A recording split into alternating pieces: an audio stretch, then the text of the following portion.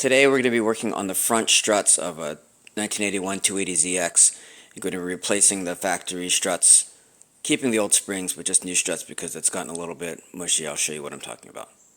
Alright, here we are with the before. I'm just going to step on this bump a little bit with my leg and you'll see how much the car can move up and down. These are the old struts. It's pretty loose. Not terrible, but definitely could be better. The rear we replaced in a separate video, which you can check out, and I forgot to do the before on the rear, so I'm going to just show you when I step on the rear that it moves just a little bit, not nearly as soft as the front, so we're going to replace those front struts and see how it helps. Up here you can just see where the strut is attached with these 3 bolts here. Under this rubber cap, which you can just pry off with your fingers or very thin screwdriver if you can't get your fingers under there, is the top nut. And we're going to loosen that right now while the bottom of the strut is still secured on the suspension. Otherwise, if we take the whole tower out of the car and this thing is super tight or seized, it's going to be really hard to undo that bolt and hold that shock tower still. I've shot PB blaster penetrating lube into that bolt and went ahead and just put some on the other 3 bolts also, just give it some time to work. It's got a 17mm socket and a 24-inch breaker bar on this thing. I'm just going to give this thing a go. And that was no problem. We need to get the brake caliper assembly off first, so we're going to remove 2 bolts to do that. It's not these 2 bolts on the outside edge. These 2 17mm are to get at the brake pads. We got to take the actual caliper off, which means we've got to get at these 17mm bolts more on the inside. And there's one here and there's one right below it, so we're going to take those off first. Now that these 2 17mm mounting bolts are off the back of the caliper assembly, we just have to grab it. It might be tight and you need to just pull it away this way off of your rotor. Keep it out of the way, make sure you don't disconnect any brake lines. You're going to have to do a brake bleed afterwards. We're going to undo these 3 17mm bolts with a socket, and let's look underneath here and see what are the 2 17mm bolts that we're going to go after. I've already loosened them up so you can hopefully see pretty clearly which ones we're talking about. So we're talking about this one right here, and then go to the other side. You'll see that we're talking about this one right here.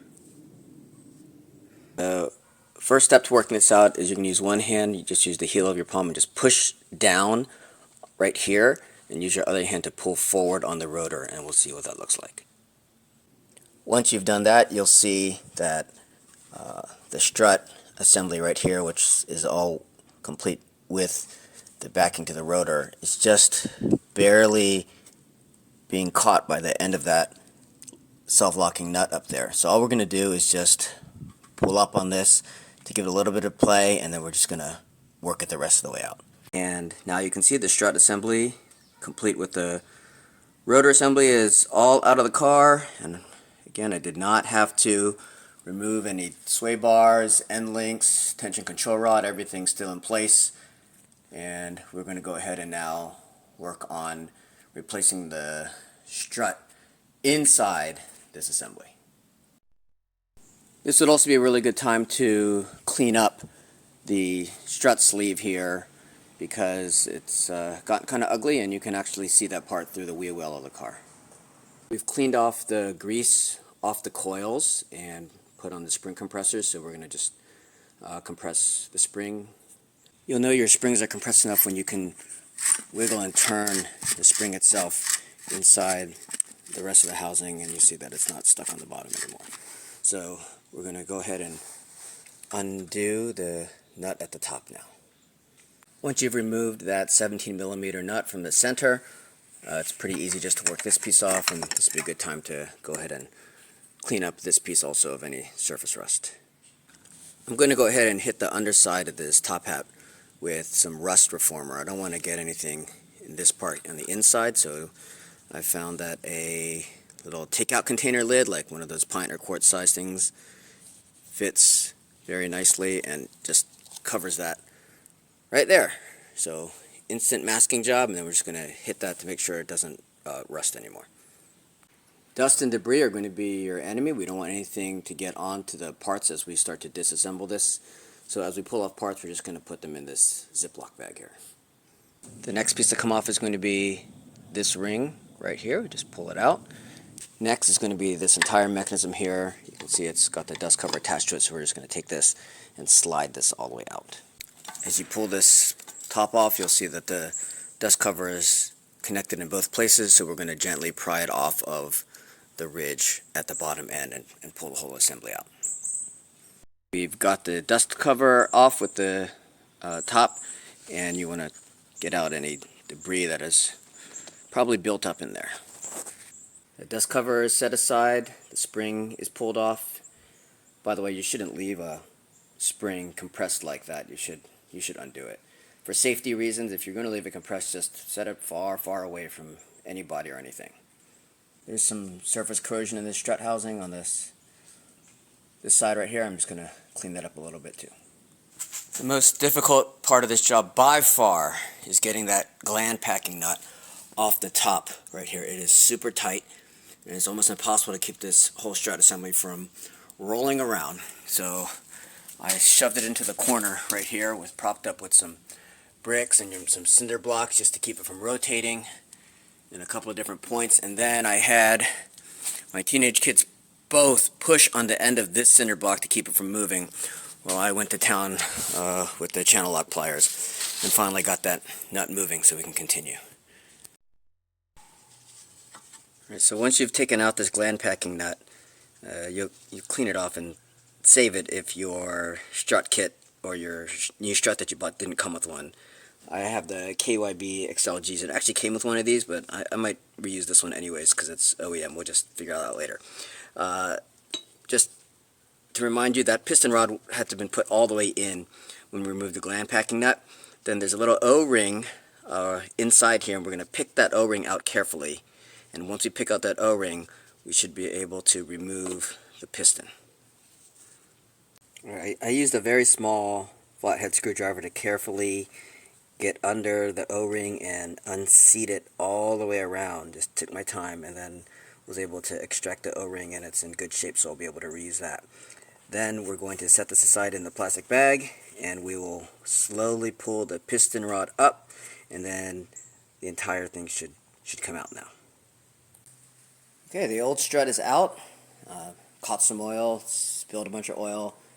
Not a big deal. I'm going to use new oil anyways when I put in the new strut, which is this Excel-G KYB right here. We've emptied out all the old oil from here, flushed out the inside, so it's totally clean, and letting it dry, and I went ahead and hit this whole thing with some rust reformer. The factory service manual says to add 9 ounces of oil into the strut housing so that the new strut doesn't seize up in there, and also helps with heat dissipation. 9 ounces seems like a lot based on the small amount of clearance, but I'm going to put in like half of that first and then put in the strut, and then we'll see if there's room to add more.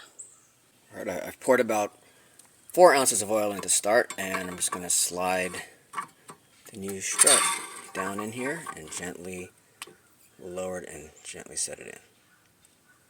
4 ounces was definitely way too much. This bunch of oil spilling. That's okay, I'll clean it up. But yeah, the diameter of the replacement strut, it was much wider than the original one, so I estimate I probably only needed maybe 2 or 3 tablespoons of oil to get this in, and we just slowly push it all in. We've got the new strut fully inserted here. The KYB strut already has its own O-ring seal built into it, so we don't even need that O-ring that I carefully picked out. I'm just going to save all that stuff, obviously, because it's all OEM, and I'm going to save the old strut. But now we're just going to use the new gland packing nut, and it's got a little metal washer inside, and we'll screw that down. It's time to reassemble. So first we just take the spring still under compression and we slide it over, and then we're going to put the dust cover in through the inside of the spring and resecure the bottom of the dust cover around the shaft here.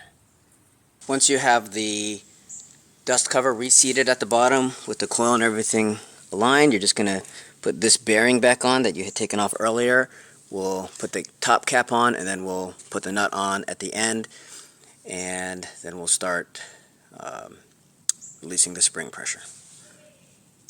The top hat is now resecured, springs uncompressed. Just for fun, I painted the shaft silver just for a little subtle pop, and we will just reinstall this back in the vehicle. It's pretty difficult to get the shock tower back in perfectly lined up, so just got it propped up down here with a floor jack so that I don't have to hold it up. And then from the top, I'll be able to get a better view of what's going on here and hopefully make some adjustments to get it to go up into those holes. And using the floor jack, I was able to finally get those 3 bolts lined up and at least get the threading started so the tower won't fall back out. And you see down here, we just got to get this right here back over that nut right there on the knuckle arm.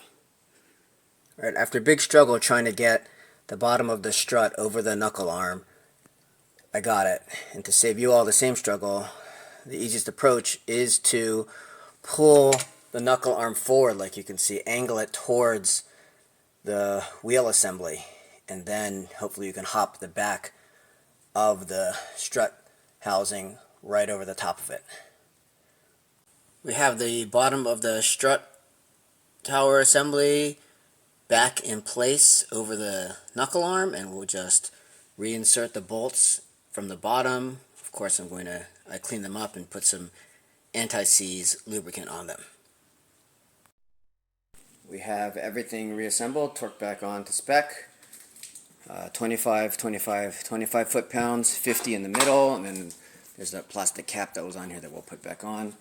And then brake calipers are at 60 foot-pounds, and the bolts that are connecting the knuckle arm from underneath to the strut assembly are also at 60.